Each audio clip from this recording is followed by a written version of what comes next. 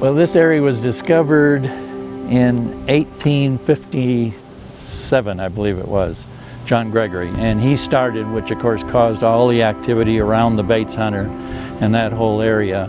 And then over the next probably 7 or 8 years, there was literally as many as 100,000 prospectors came up here. There was 3,000 people that settled in the town. There's a school site right next door with an old schoolhouse on it. There was about 3,000 people living in this valley up here. That's why the school was there. Interesting story, by the way, of the school is that the school teacher lived in Blackhawk. Back in those days, you couldn't come over top of the hill. You'd have to go all the way through Central City and back around by buggy.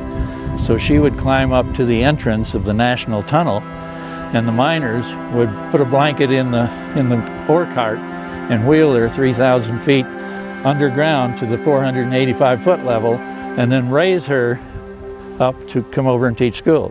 At the end of the day, she commuted back home the same way. So, and that story's a part of the history of the school. When we got here in 1980, or 79 originally, that schoolhouse was still intact, but over the years it's just deteriorated. So now it's a pile of bricks, you know. Blackhawk and Central City were kind of the Hatfield and McCoys. Central City, if you notice, a lot of the old housing is where the executives of the mining industry lived primarily. Blackhawk was the city of mills. There was 31 mills in the city of Blackhawk. In the 1860s approximately, they opened up the Clay County, eventually went down 6 levels, down to about 485 feet in depth.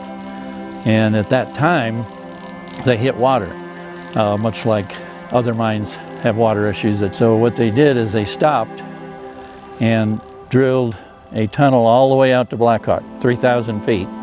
And it literally drains. That's why Clay County today has no water in it. It drains out and comes out behind the Isle Casino down there, which wasn't there obviously at the time. Of course, gold in those days was $20 an ounce. So about the time 1910 came, inflation had happened enough to where most mines couldn't make money at $20 an ounce. So most of this area, with a few exceptions, shut down. World War I comes along, the government keeps printing money, no longer has enough gold to back the currency. So in about 1933, Roosevelt decided we need more gold, we're going to confiscate it. So they literally made it illegal to own, and if you had owned any gold at the time, by law, you had to turn it into the government. Well, after everybody that turned in their gold, there was still enough money, so he changed the price from $20 an ounce to $35. Now, what that did for the mining industry, of course, is create a boom, because even though you couldn't make money at 20, you could make quite a bit of money at 35. So the Secretary of State of Colorado and a guy who headed up the IRS came out and bought the property, and those dumps that you can see a little bit through the trees put in another shaft called the Goldrich shaft, hooked up with the same vein and hooked up with all the underground workings. And that operated, there was a huge mill. Back there was a mill up on the hill with a huge tailing pile off to the side. And that was true right up into the 90s when we were forced to cover it up by EPA. But anyway, long story short, they operated up till 1942, when now we're in World War II. So the government shut down mining. Basically, the whole area shut down and sat idle up into the late 70s. Well, we came along and I literally stood up here in January of '79 in a snowstorm, first seeing this property, and we had seen all the underground workings, all the geological reports. We felt there was a lot of that initial vein still left, and so we decided to use what was brand new technology at the time, and that was decline shafts, where you can go down with rubber tire vehicles. So we started the shaft right here in, I think it was January '80. As we took the shaft down, every 100 feet or so we did a crosscut, just to say, is the vein still there?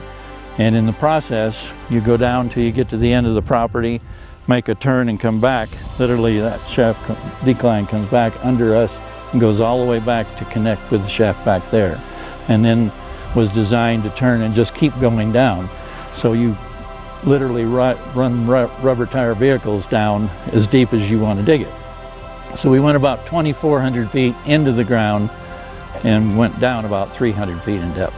Good news was and by the way, in January of '80, because of inflation through the Carter administration, gold had hit a bubble of $800.